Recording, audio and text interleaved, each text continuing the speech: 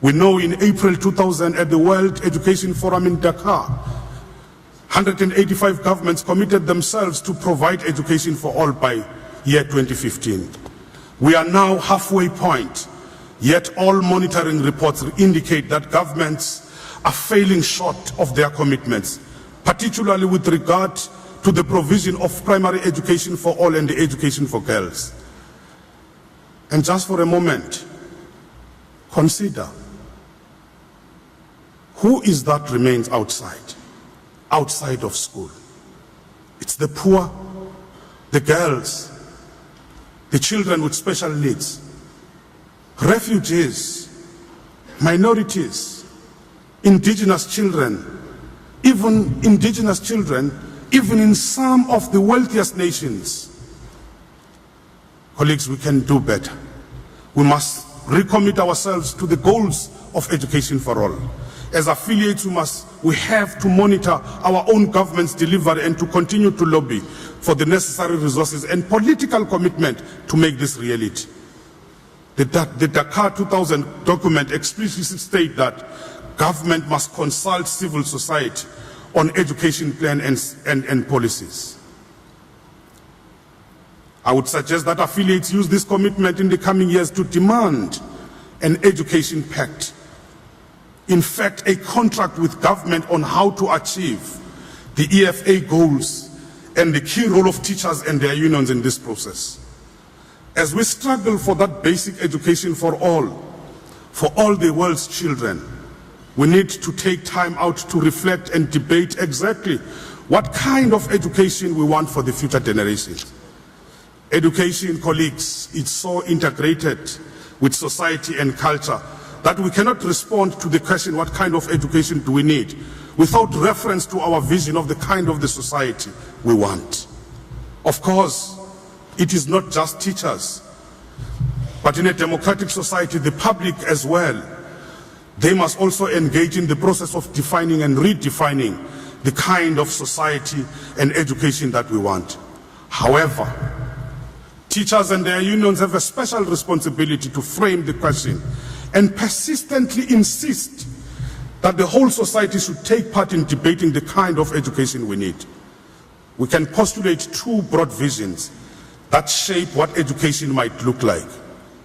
It's either education for human capital or education for social democracy.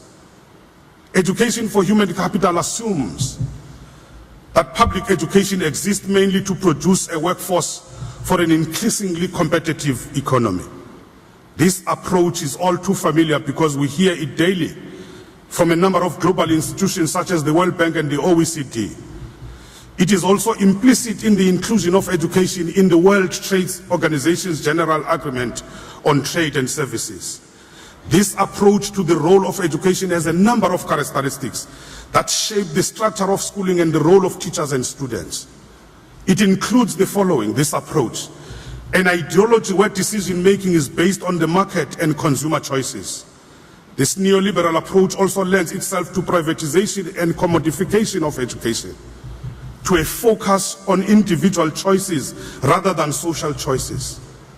In education, this perspective leads to calls for complete choice by students about what school they will attend and towards decentralized and competitive forms of education delivery. It leads to technocratic approach to the governance of education. Management and accounting approaches from the business world are imported as they are into the classroom. The result is that evaluation is based on the aspect of education that can easily be measured primarily through standardized tests. That's a one-size-fits-all. It leads to extensive accountability structures that gives the illusion of fairness, equity, and public control. In reality, what the teacher and the students are to do is dictated externally by the setting of performance standards and measurements. And I'm saying performance standards. This approach makes the so-called outcomes paramount whilst ignoring the content and the conditions in which we work. The approach greatly reduces the role that teachers play both as individuals and as collective through their unions. It's no accident, my colleagues, therefore, that the World Bank thinks that unions are a major impediment to making this system work. These ideas shape education systems and have a great impact right at the classroom level. The focus on the external standardized testing to a significant degree defines what is important in the curriculum of the school. The content of the test defines what is to be taught and how. This narrow approach excludes the necessity of looking at the complex relationship in the classroom. So the question is, what is the role of teachers' unions in redefining the role of education in society? Certainly, the human capital view of education is dominant amongst governments and the corporate world.